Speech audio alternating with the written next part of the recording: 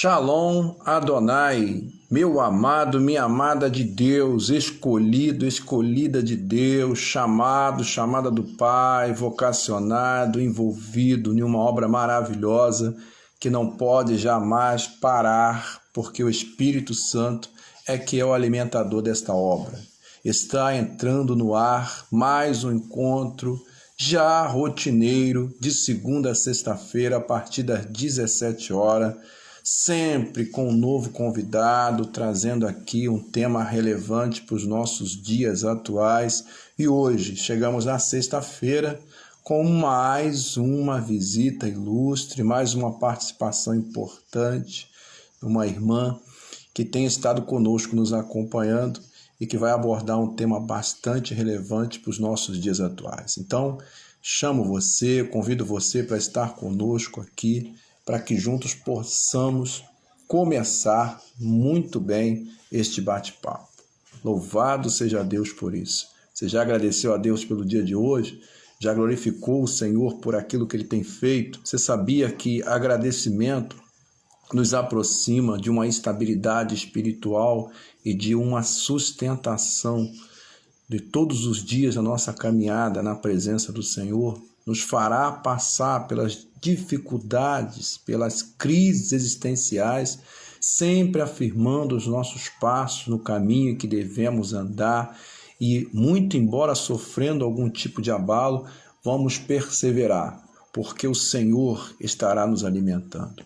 Agora, a ingratidão, ela precede a ruína, ela precede a queda. Então, é importante entendermos isso, é importante estarmos fortalecidos nessa realidade. Hoje nós vamos ter a presença da nossa irmã psicopedagoga Hélida, que vai estar conosco aqui, compartilhando de um tema muito importante. Semana foi uma semana voltada à família, foi uma semana envolvente, foi uma semana que realmente nos chamou para uma realidade existencial dentro de um seio familiar, aonde nós vivenciamos a nossa própria realidade. E hoje não será diferente, teremos um tema a ser abordado, vamos esperar a nossa irmã entrar em conexão para que possamos estar já em sintonia com ela. E o tema hoje ele vai tratar sobre a invisibilidade social e o abismo da inclusão existencial. Nós tivemos ontem a abordagem com a nossa irmã Keila Arcanjo, enfermeira, falando sobre a difícil tarefa, não é?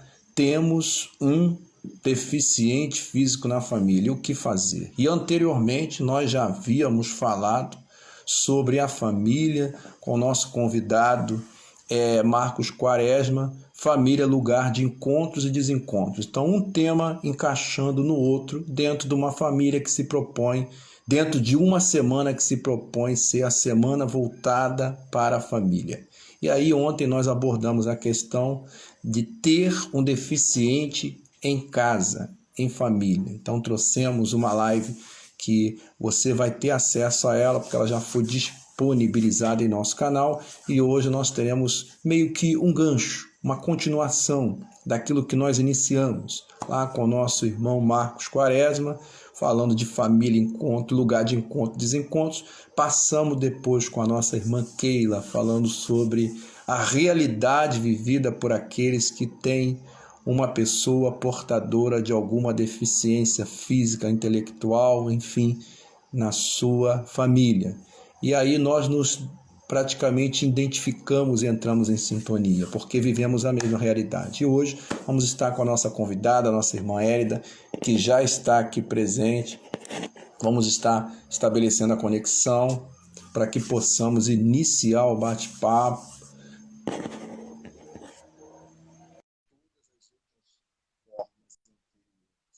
Sempre debatendo, trazendo nível de conversa, de diálogo com profissionais da área sobre temas relevantes para os nossos dias atuais. Entrou? Acho que saiu. Nossa irmã conectou e saiu. Vamos ver de novo. Vamos lá.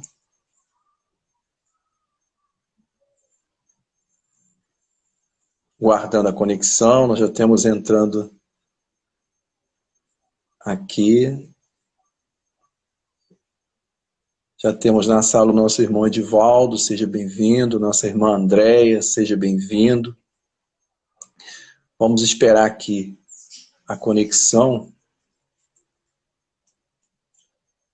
Tentei dar uma modificada aqui também, prendendo o celular de uma forma que pudesse me facilitar o manuseio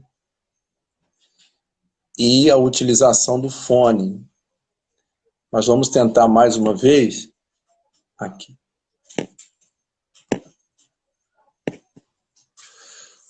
Aguardar. Enquanto isso...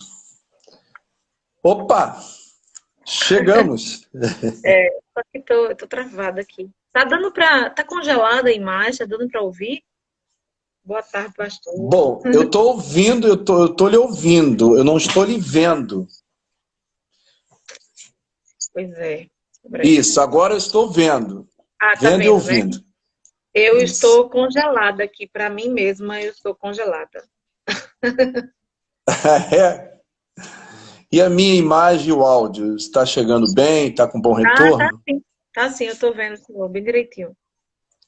Ontem eu dei uma mancada dessas, eu peguei e deixei o celular ligado no dados, aí esqueci de virar para o Wi-Fi e acabou que no finalzinho a live com a Keila ontem caiu no meio da oração e eu fui me aperceber, quase que eu perdi a gravação da live, porque foi os dados todos e quando eu vi, falei, agora não, agora eu tenho que prestar atenção. Então a gente tem que estar sempre olhando, analisando, é uma coisinha ou outra, para evitar de perder esse material, né? Agora voltou. Eu estava com os dados móveis. Como o senhor falou agora, eu me toquei. Né? Eu estava com os dados móveis e estava dando... Aí agora eu coloquei na minha internet aqui de casa. Isso, aí dá uma interferênciazinha. Tem uma diferença. Melhorou? Assim. Agora... Melhorou. Agora eu estou me... Porque ficava estranho, eu estava congelada aqui. Mas que bom, muito importante, né? Essa...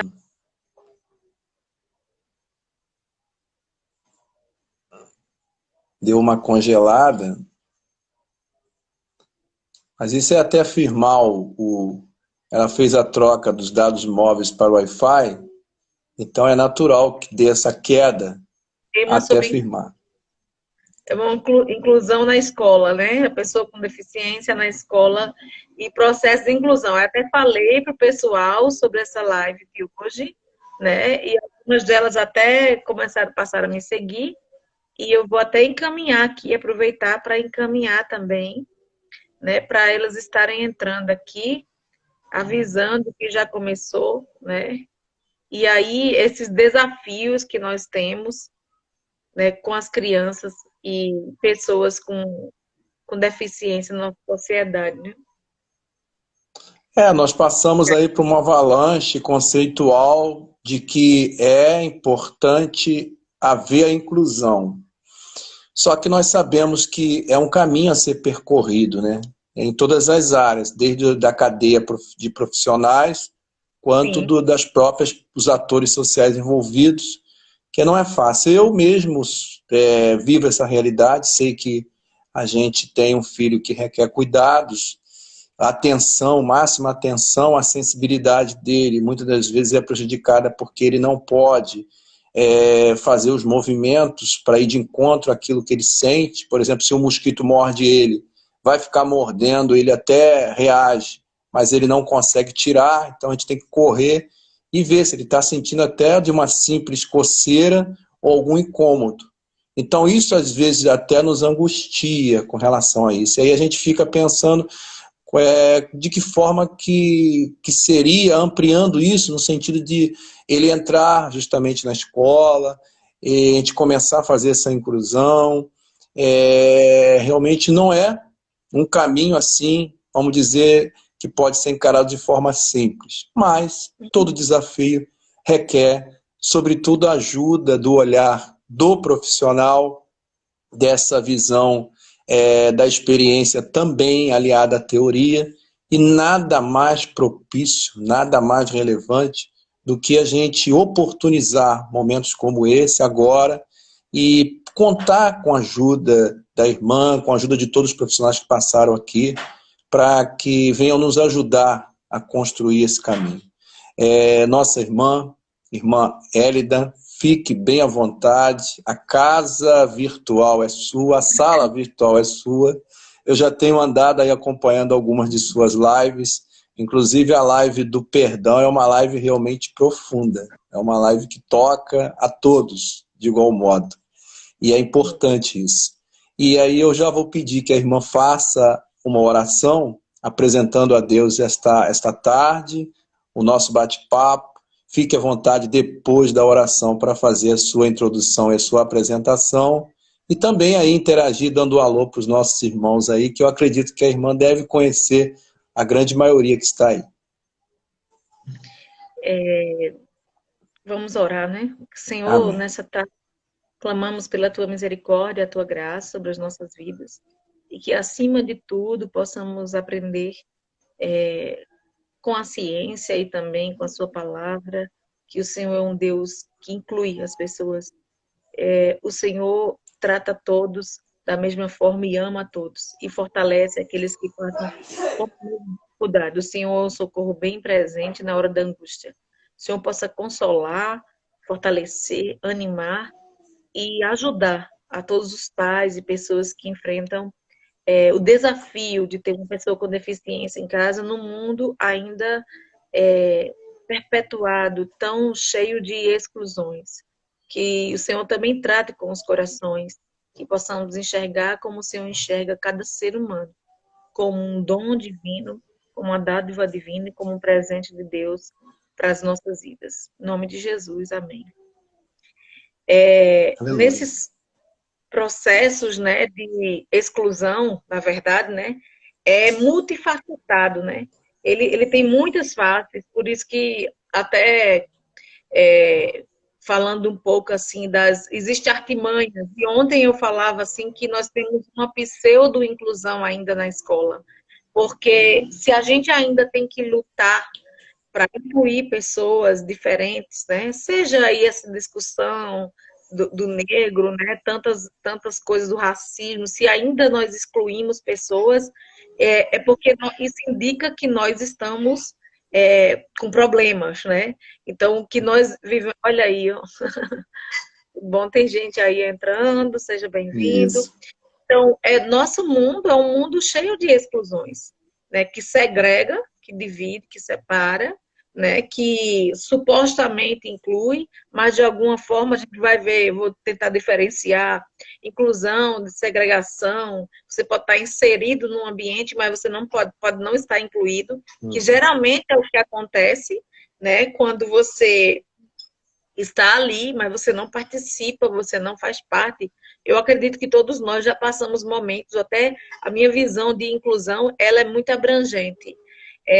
Eu não falo apenas assim, a pessoa com deficiência, porque a gente acaba se segregando, né? É uma pessoa, né, que também tem sentimentos, talvez não consiga expressá-los, mas tem o seu próprio mundo, tem os seus desejos, tem as suas carências, tem as suas necessidades, e aí nós temos dificuldade de lidar com as diferenças, com aquilo que é diferente. E pensando nisso, né, eu estava falando do contexto escolar, né, o contexto escolar, mas a escola é um reflexo da sociedade. Né? Então, até para pensar em inclusão e exclusão, nós acabamos tropeçando, nós mudamos a nomenclatura, eu falei isso ontem, mudamos a nomenclatura, pessoa com deficiência, depois com necessidades especiais, nós ficamos arranjando os nomes, mas não mudamos a prática. Né? Então, um convite, até estava meditando isso, um convite, eu ouvindo, né, um pastor negro dos Estados Unidos, ele falando, não existe apenas uma raça, né? Existe a raça humana. Então, essa diferença, você olhar, eu acho que é um convite à metanoia, né? A uma mudança de mente e de perspectiva. Até porque eu até usei isso, eu vou falar isso novamente. Qualquer um de nós pode passar por um processo de ficar deficiente. Né? Não de nascença, Mas pessoas perdem a visão ao longo do tempo. Pessoas perdem a audição, né? E às vezes tem correção com o aparelho, às vezes não tem. Pessoas sofrem acidente e ficam sem suas pernas. Então, qualquer pessoa é tão tolo e insano pensar que apenas o outro ali é deficiente, tem uma deficiência, e parece que a mente fica muito limitada. Eu tive isso, experimentei de perto, quando eu tive uma crise de hérnia de disco muito forte, que eu tive que ficar seja bem-vindo todos ali, Nilda, Cláudia, né? De cadeira de rodas, né? E aí eu pude ver, e eu percebi o espanto das pessoas no trabalho, que eu fiz questão de ir, não, você não vem assim, fica em casa, quer dizer, você não serve para outra coisa. Sim, mas o que eu posso fazer? Eu posso fazer utilizando, falando, orientando, lendo, instruindo. Eu posso fazer, coordenadora numa escola, né? E aí, eu sou da educação também, por isso que eu tenho essa minha também afinidade com esse tema. Não sei como você descobriu, né? Pedalar, né? Que diminui minhas crises. Olha só, ele está dando instrução. Ele é atleta, por isso que ele está dizendo, eu vou pedalar sim. Até comprei uma bicicleta, mas senti dores horríveis e aí deixei ela um pouquinho até fortalecer a região, né? Lombar. E aí, o espanto das pessoas, porque hoje a sociedade olha o quê? A utilidade que se tem. O que é que você pode fazer para servir? E aí, trazendo um pouco a reflexão, quando você tem um filho, né, já dando palestras para as mães, sempre há programas para você aprender a como lidar com autista, com síndrome de Down, né, coisa de mães, grupos, ou então profissionais. Mas nunca tem.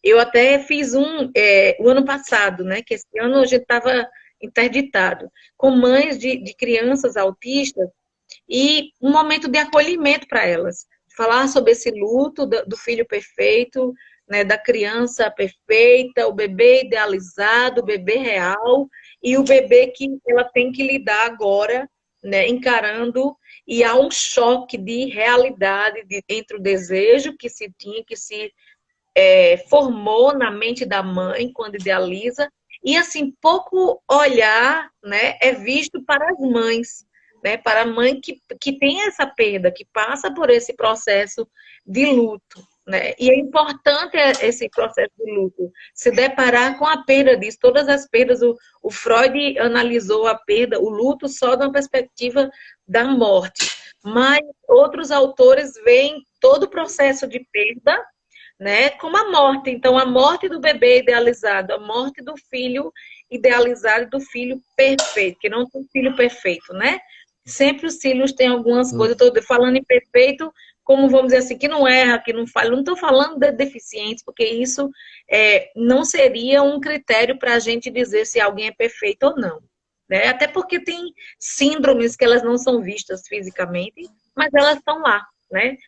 Déficit intelectual, transtorno de atenção e outras coisas mais que uma mãe, que um pai pode enfrentar com seus filhos, né? Às vezes vamos dizer, um acidente de percurso, tá lá, o filho cresce, de repente uma doença paralisa a criança, de repente uma enfermidade mental incapacita um filho, né? Para outra atividade, ele não consegue seguir a vida. Então são coisas que às vezes a gente fica olhando. Nós olhamos muito material, né? É o físico. Você lá está andando as duas pernas, e eu tenho vários relatos de mães, né, de diagnóstico da negação do diagnóstico do filho, né, de não aceitar que o filho vai mal na escola porque ele tem atraso na aprendizagem, né? Eu sou psicopedagoga também, e eu escuto muitos relatos, acolho muitas mães. E, por vezes, elas trazem as crianças, mas, no fundo, elas querem ser acolhidas. Eu tive uma experiência muito bonita. Eu nem ia falar isso, mas eu vou falar que eu acho que a gente intermediando as coisas e com experiência é muito importante. Às vezes, a dor de uma mãe é semelhante à dor da outra. E uma mãe veio, né, me procurou como psicopedagoga de uma cidade vizinha, e ela veio assim, muito, meu filho tem hidrocefalia, ele não andava, né, porque a questão motora dele foi afetada, então a criança não andava. E com as perninhas magrinhas, traz um desenvolvimento e ela dando tudo de si, né? Em fisioterapia, em tudo. Mas teve um dia que ela falou assim, ela disse, eu quero saber, meu filho tem condição de aprender, e ele ia dizendo as cores do jeito dele, né? A voz não saía, mas quanto mais você está perto de alguém, você consegue compreender o que ela está querendo dizer. Unidade faz isso, o vínculo faz isso. E ela foi e se abriu comigo. Eu achei muito curioso isso. E ela disse, você está sendo tão legal que eu preciso ser sincera com você. E eu achei muito estranho aquilo. E ela disse, eu estou aqui porque eu preciso de um laudo. Porque eu estou processando a escola que excluiu meu filho. E disse que aquela escola não era para criança doente, né, que eu procurasse uma escola de criança deficiente. Usou esses termos. Aí ela desabou no choro, ela disse, meu mundo caiu. Me tiraram o chão dos meus pés. Esse relato dessa mãe, né? E aí eu acho que é isso exatamente que acontece quando a mãe tem um diagnóstico, né? Inclusive a negação, a frustração, às vezes a raiva. Agora, se a pessoa ficar na revolta, como muitas mães acontece, é considerado um luto patológico. É aquela não aceitação que leva a uma amargura, né? Algumas mães, historicamente também, isso é muito forte, né? Nós temos relatos disso, na história mostra os deficientes físicos, a pessoa com deficiência era trancada dentro de casa. Eu conheço pessoas boas, legais, que a gente conhecia, nunca mostrava o filho dele.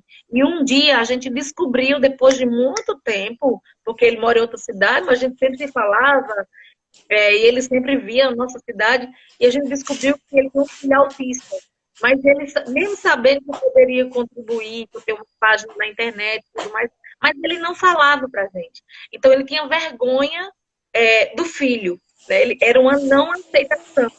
E a esposa... Boa tarde, Pai do Senhor. Bem. Tudo bom? Sejam todos bem-vindos.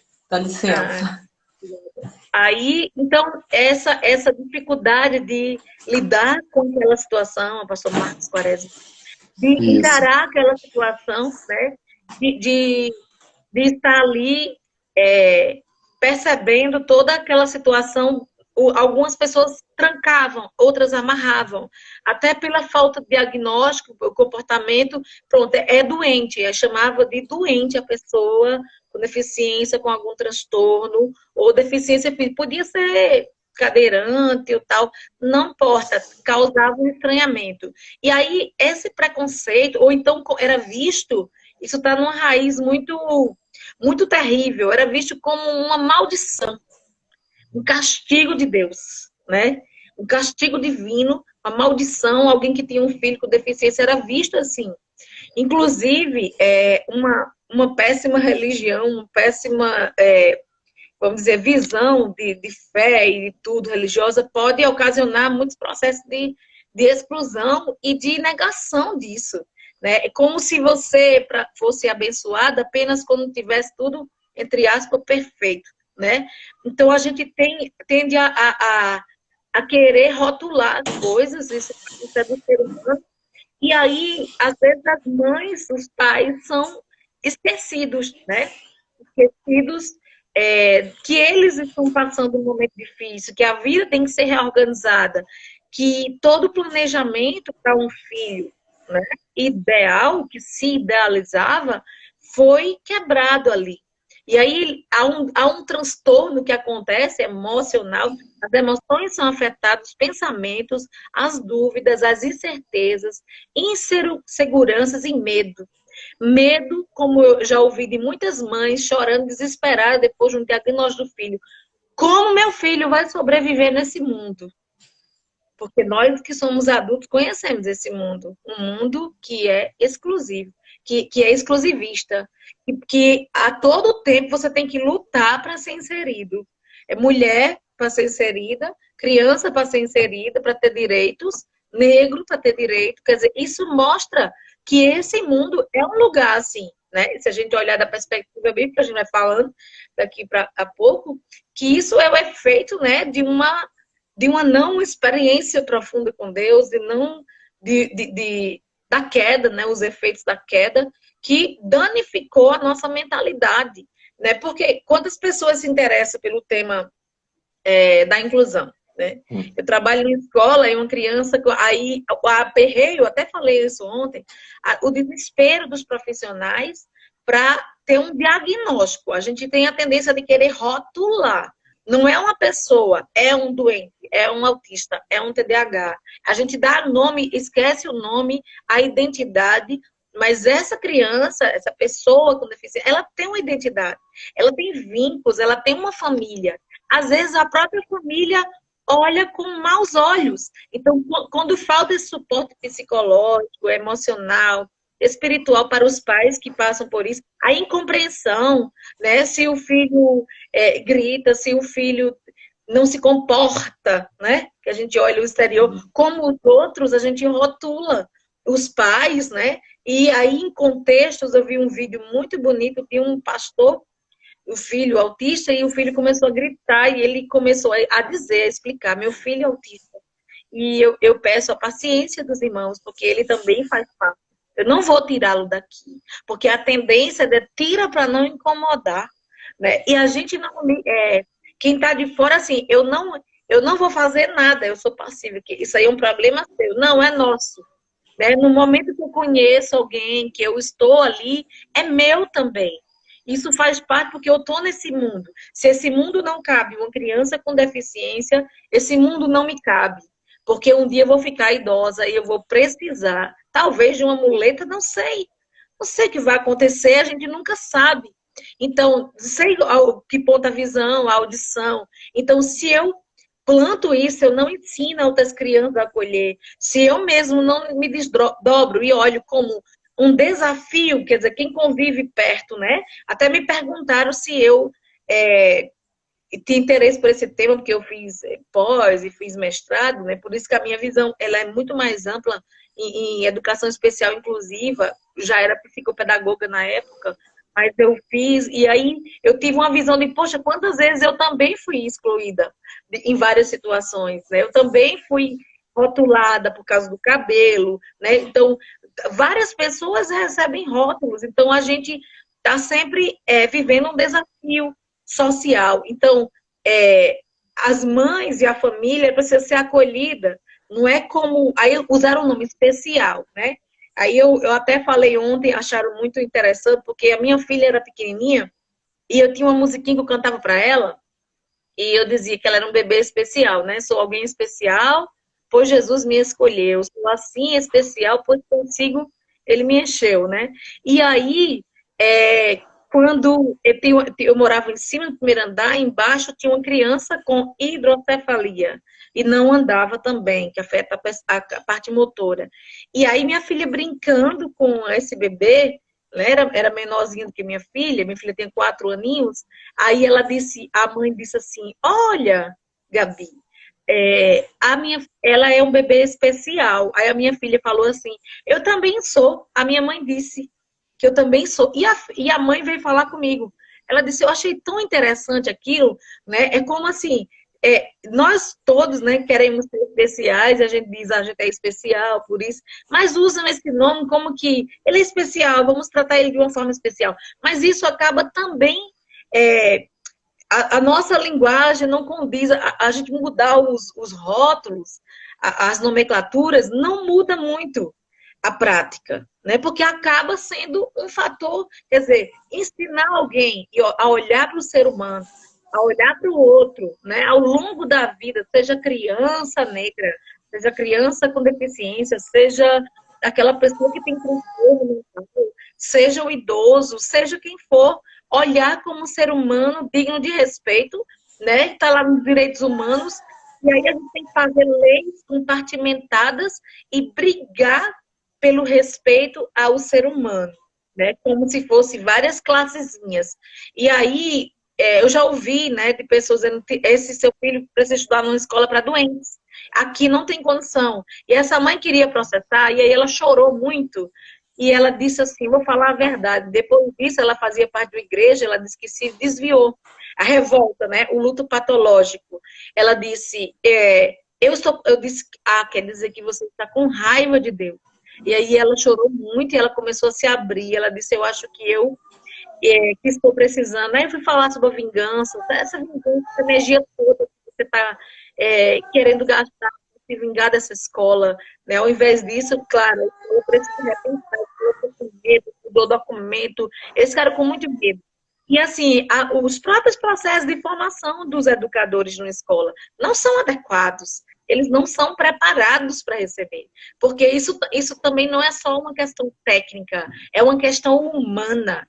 Né? Falar sobre inclusão deveria estar desde as igrejas, né? Eu admiro muito, quero assim, parabenizar essa atitude.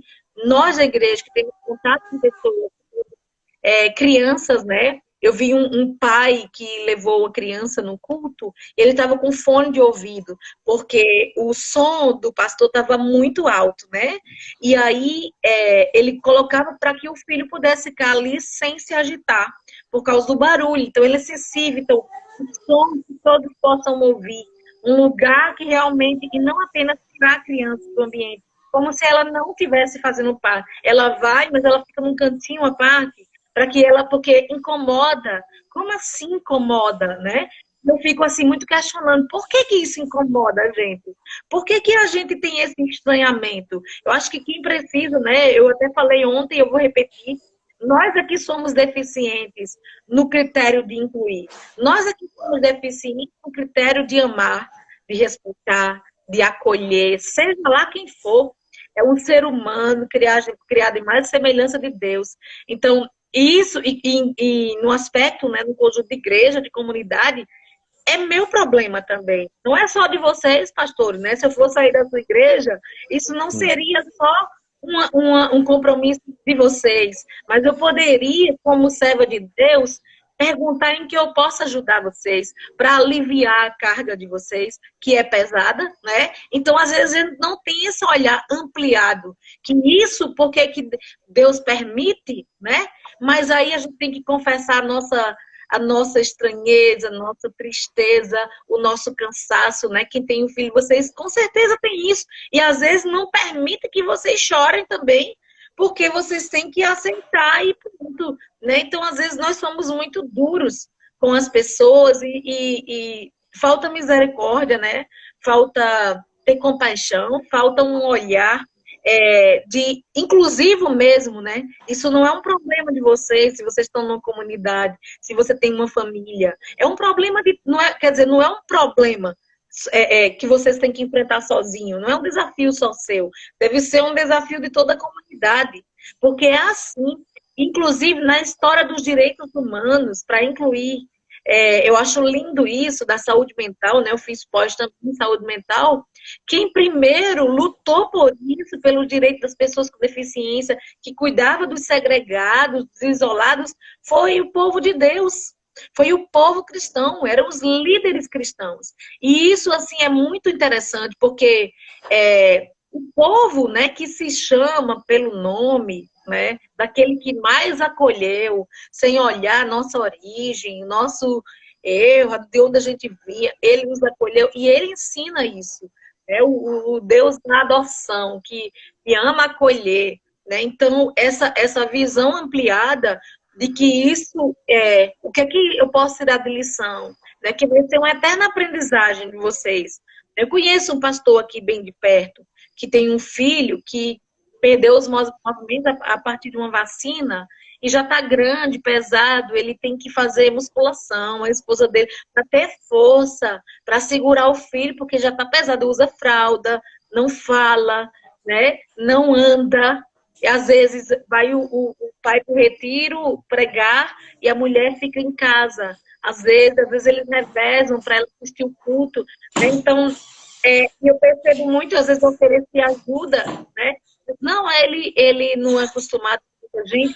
E esse homem relatou assim, que nunca aprendeu tanto, que esse filho fez ele ser uma pessoa melhor.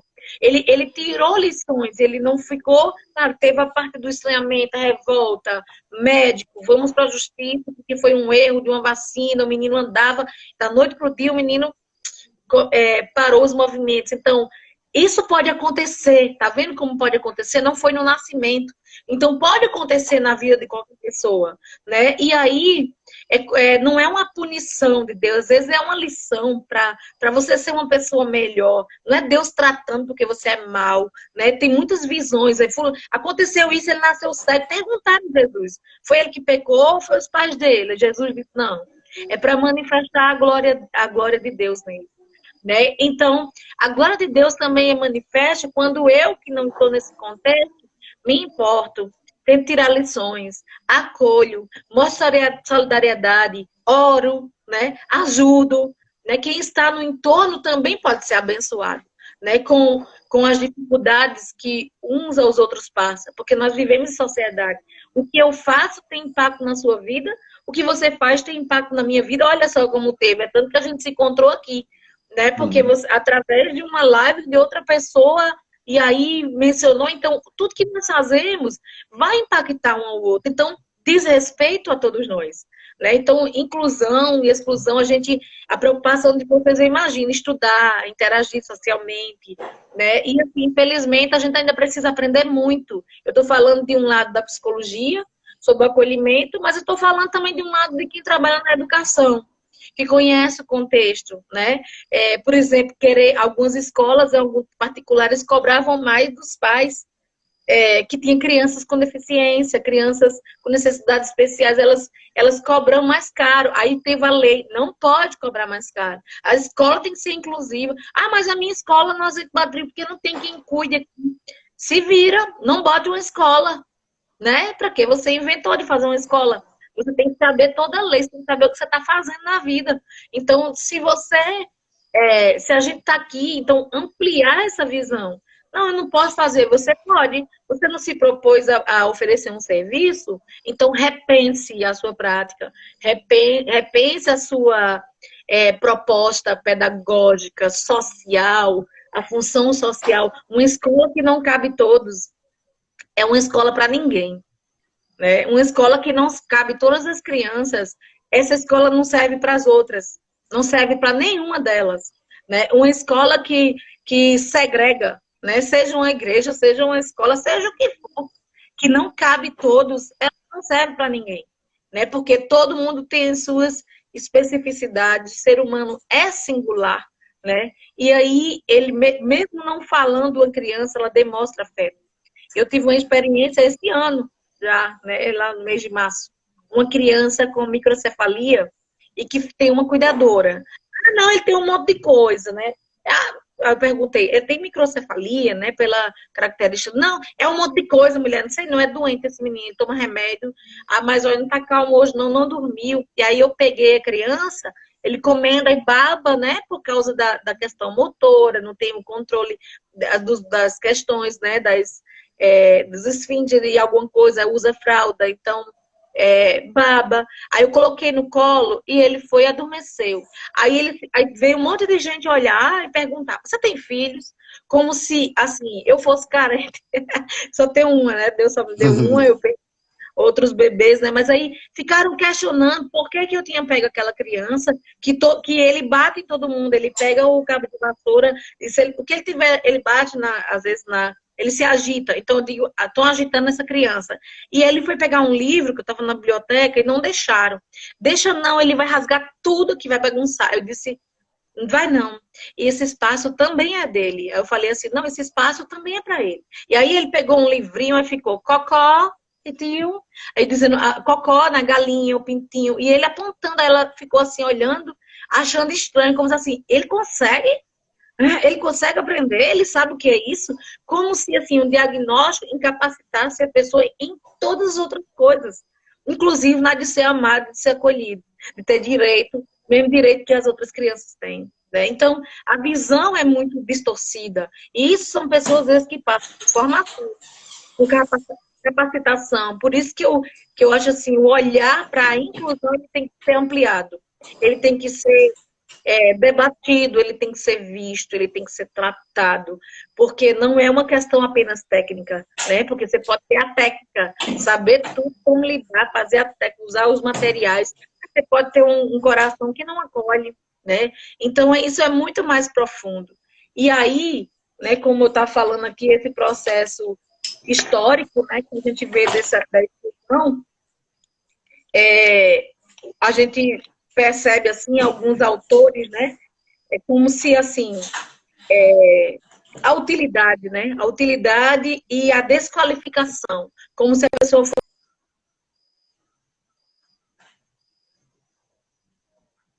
nada, né, e aí a gente, é um desafio aos pais, é um desafio à família, às vezes a própria família segrega, né, não convida para festa, porque a criança vai bagunçar. Quantas histórias a gente vê.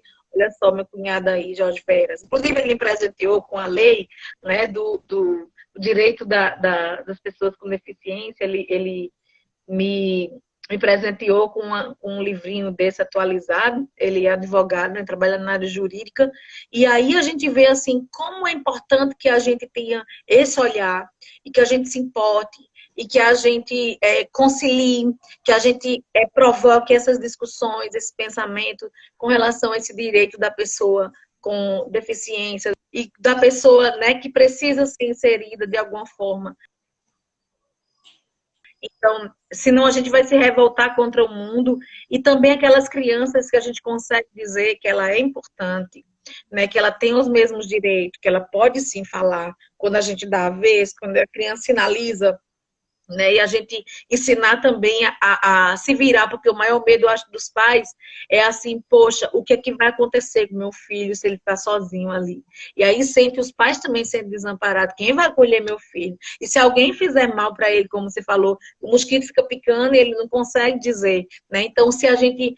acredito que eu presencio crianças, criança não nasce sabendo discriminar, ela aprende com os adultos, né? Ela aprende com os adultos quando os adultos se afastam. Então, a gente tem que ter muito cuidado na educação das crianças. Eu acho que, por isso que meu olhar é muito para a infância, porque, embora eu atenda todas as etapas, né, da vida, mas, assim, para mim, no processo educacional de ensinamento, fazendo uma psicoeducação e a educação em si, investir nas crianças para olhar diferente, para saber que Deus fez a todos e que não há, que precisamos acolher, amar, respeitar, independente de raça, de jeito de ser, de sentar, de se portar, da roupa que veste, né? Ser uma criança que tem dificuldade, por que a gente não ensina a criança a ajudar? Né? Seja gentil, veja o que ele está precisando, você conseguiu entender. Então, e aí, o que é que você gostou do seu amiguinho? Ele também gosta de brincar, só que ele brinca de uma forma diferente. Então, ensinar a criança sobre isso e não segregar. Né? Às vezes a gente, ou então a gente deixa estar lá na sala de aula, mas tem uma pessoa cuidando, e ela não faz parte do todo, e o professor, às vezes, tanto intérprete de Libras. O intérprete de Libras fica em frente à criança, né? E fica falando, fazendo gesto, e o professor não tem a preocupação de olhar, de chegar perto, né? Porque não é problema dela, vamos dizer assim, não é função dela, que já tem um intérprete de Libras. Então, a gente segrega, parece uma inclusão, né? Mas é uma pseudo-inclusão. Porque aí esse aluno se sente, eu estou falando isso de relatos que eu já vi de escola, que eu já trabalhei, né? E aí, poxa, o professor não olha para mim. Se ele tivesse de frente ao professor, ele conseguiria até ler os lábios, né? Mas não há uma proximidade, porque eu desconheço como lidar com isso, então eu não procuro saber. Eu fujo, que é mais fácil, né? Porque eu tenho um medo, né? É como se pegasse assim, né? Se você chegar muito perto, pode ser um medo de ter um filho. Eu acho que é um dos maiores medos dos pais, né? Eu acho que vocês podem dizer isso. Aí a gente pergunta assim, quer que você, menino ou menina? Não, que vem com saúde, né? Que dá normal, né? Geralmente os pais respondem isso. E aí, quando a pessoa se depara com essa perda, essa morte do filho ideal e passa a ver o filho real, há vários sentimentos e emoções que permeiam a mente, né? Então, reconhecer isso, né? Esse luto e vivenciar isso, né? Essa imagem, essa perda desse ideal de mãe, que até mexe muito com a questão, assim, vamos dizer assim, do orgulho, né? Do ego materno, né? De ter um filho, de se preparar. Muitas mães ainda choram, escondem, Eu conheço mães de autistas, gente, que a professora tem um vínculo muito maior com a criança do que a própria mãe. A professora se apaixonou pelo menino e eu dizia assim, vamos trabalhar essa questão, eu dava assessoria psicopedagógica na escola, e a professora chorava e dizia assim, ela não liga para ele, ela abandona ele. E eu disse, e ela começou a chorar, e aí tinha uma história da professora. Ela tinha sido abandonada pela mãe. Né? Eu disse, você está fazendo uma transferência aí. E ela cuidava desse menino, é tanto que ela ficou grávida e ela desejou que o filho dela nascesse autista. Não nasceu, né? Não nasceu com autismo, mas ela desejou porque ela ficou tão próxima dessa criança, e essa mãe fugiu aqui. Tinha muitas coisas para fazer, tinha academia, muitas coisas, então levava para os profissionais, mas não quem sabia tudo era essa professora. A mãe passava o número de telefone dos profissionais que acompanhavam a criança para a professora. Né? E o menino, quando via a professora, abraçava, então criou um vínculo, né? Assim, modificou a mente. Aquela professora acolheu porque ela uma vez tinha sido rejeitada, deixada, né? E não era, ela não é autista, mas assim, tá vendo como às vezes uma questão pode fazer muito efeito na vida de alguém, pode sarar alguém, né? Pode ver assim, poxa, né? Testemunhar para a glória de Deus. Essa família, esse pai glorifica a Deus apesar da luta que eles passam, de ter que, né, se desprender, olhar mais. Às vezes interfere muito na vida familiar, fazer planejamentos e aí o máximo possível que possa incluir criança, né? Porque você não confia a outra pessoa cuidar. E às vezes assim dividir um pouco, né? Ter alguém que ajude, que é muito difícil, né, que ajude voluntariamente, que abrace isso, que esteja com a família também, para revezar, para dar um alívio, para que o casal tenha tempo, né, também sozinho, já que a vida do casal se volta muito para o cuidado com o filho, né, essa questão de pai e mãe do filho que tem necessidades especiais. Então, se volta, né, a mente parece que faz um giro, né? E a gente escuta relatos e a dificuldade dos pais de se adaptarem a essa nova situação, nova realidade. E, por vezes, conta com a incompreensão, né? E aí eu acredito que é um desafio muito grande. E aí eu estimulo vocês, né, da igreja, junto com outros pastores, a estarem falando, né? Acredito que Deus permite, assim, a meu ver, já pensou se nenhum pastor na vida tivesse um filho com necessidades especiais? Será que falaria, né? Será que a gente falaria? E se a gente não tivesse em algum momento sido também excluído em alguma forma, será que a gente se importaria? Né? E às vezes eu fico pensando, refletindo, né?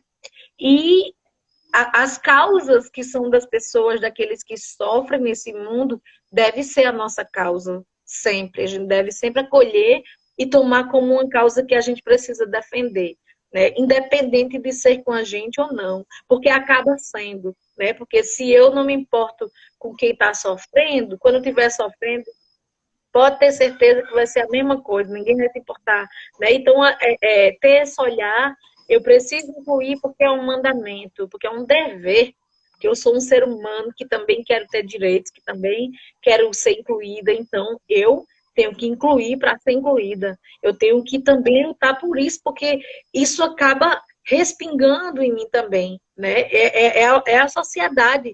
Então, numa sociedade onde não cabe uma pessoa, não cabe ninguém, é um mundo difícil, às vezes, quando eu vejo pessoas sofrendo e parece que não tem lugar para elas nesse mundo, né? Algumas pessoas que, se não tiver um cuidador, gente, não fica matriculado na escola, né? Porque não tem quem fique, não tem quem empurre a cadeira de roda para ir no banheiro, não tem quem fique ali. Então, as pessoas abrem mão de tantas outras coisas para cuidar das pessoas, por quê? E fica ali, né? Às vezes a mãe vira só aquela cuidadora do filho, né? E aí é um peso muito grande para a mãe, porque ela às vezes pode esquecer, né, de cuidar de si, das suas próprias questões e pensar, pronto, a minha vida agora é em função disso. E pode até adoecer, né? Não ver perspectiva. Então, quanto mais se falar, se debater sobre isso, né, para que pessoas sejam voluntárias, para que pessoas, quando eu vejo jovens querendo aprender Libras para se comunicar com os colegas, eu fico muito feliz. Né? Eu já vi isso. E aí, pessoas querendo aprender alguma coisa para poder ajudar alguém que conheceu, para poder acolher, para poder exercer não apenas a questão profissional, mas a questão da vida humana. Então, é sempre uma experiência de aprendizado, né? E saber, né? Seja sincero quanto à dor, né? A dor acontece, né? O luto do filho ideal, que se idealiza. Inclusive, tem até pais que passam isso, gente. Filhos adotivos, filhos biológicos, né?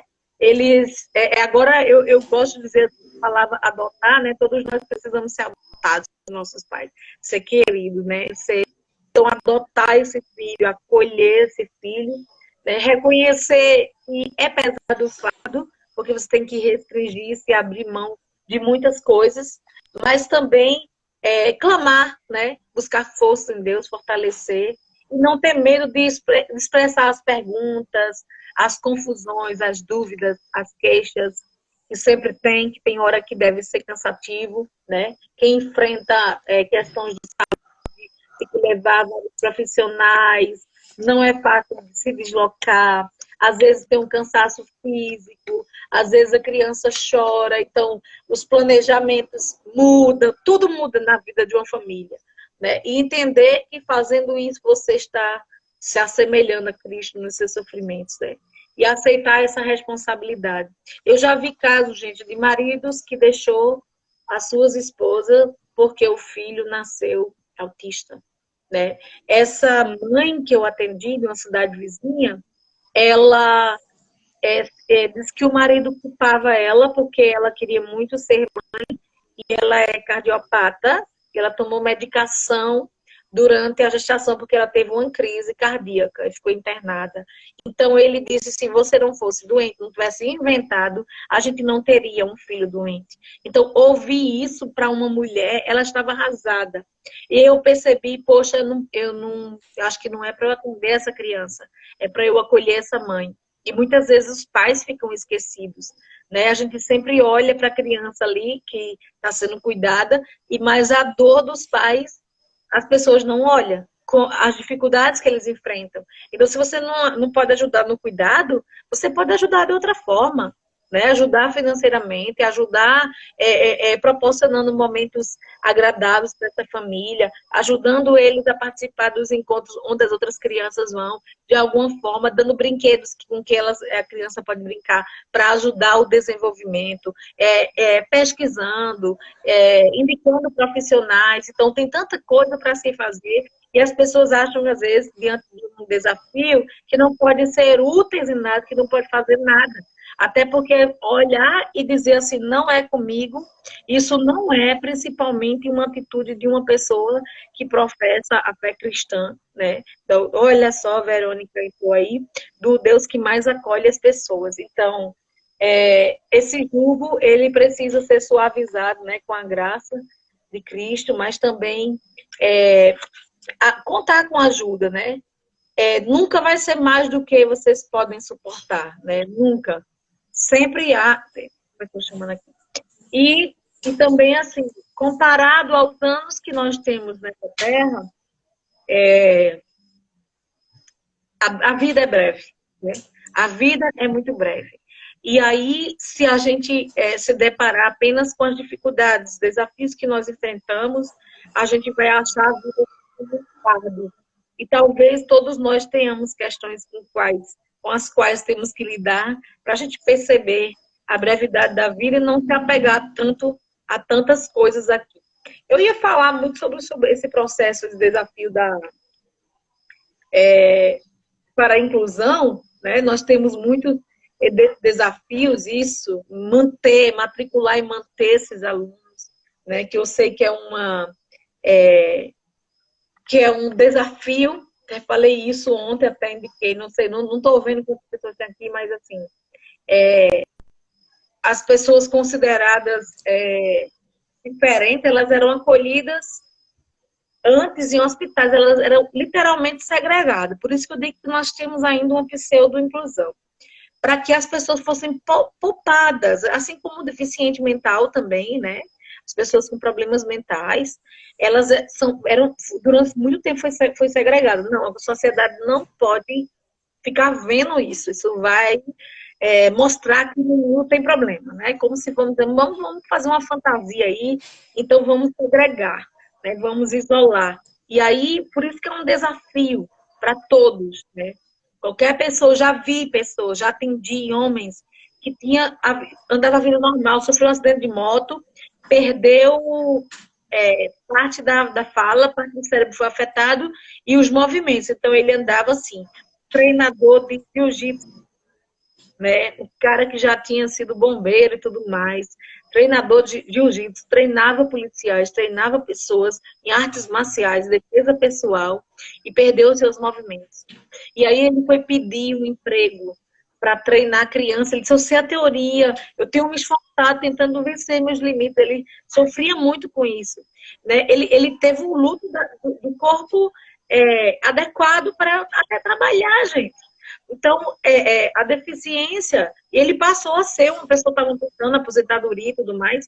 Então, existe isso na vida. Qualquer pessoa pode passar por isso, né? Tem pessoas que têm um grau de deficiência visual tão grande que sem um óculos ela não vê nada, né? Se acontecer uma coisa, ela perder o óculos, pronto.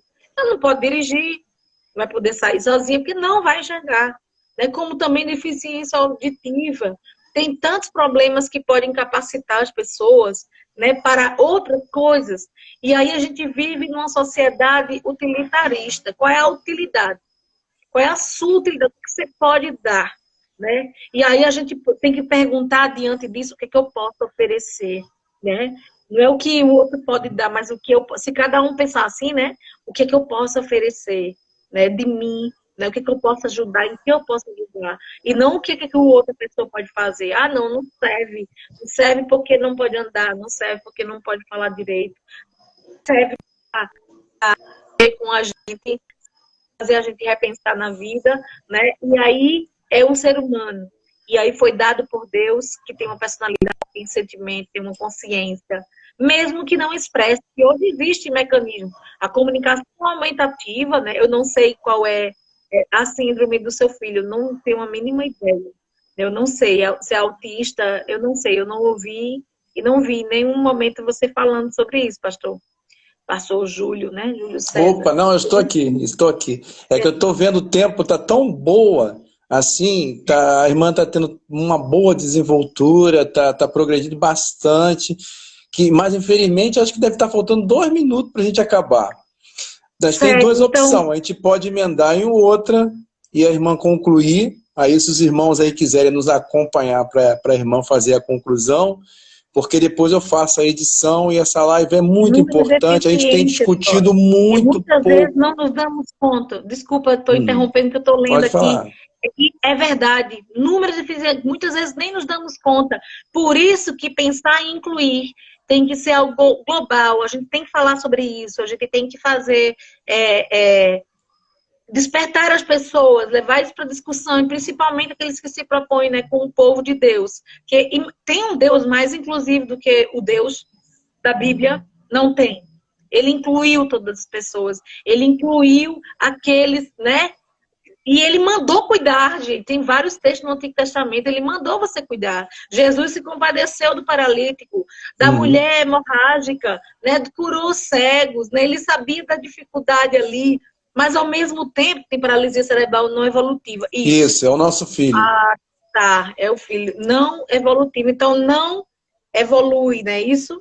Isso. Então afeta algumas áreas do cérebro, né? Se entender, às vezes, qual é a área afetada, é importante. Acredite, o cérebro e o estudo das neurociências, existem inúmeras possibilidades. A gente sempre foca, às vezes, na impossibilidade, mas eu gosto sempre de dizer, foque no que consegue, na possibilidade. Quando uma área do cérebro, a neuropsicologia estuda isso, a neuroreabilitação, quando uma área do cérebro é afetada, as outras, como que fazem a função, elas se desenvolvem para cobrir aquela dificuldade. Então, estímulo cognitivo, né?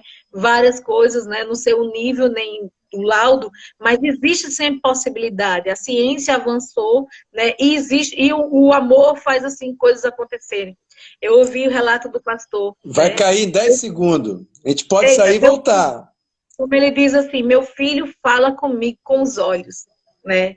E além do, eu acho que se cair a gente volta um pouquinho para encerrar, Isso. porque eu também tenho Isso.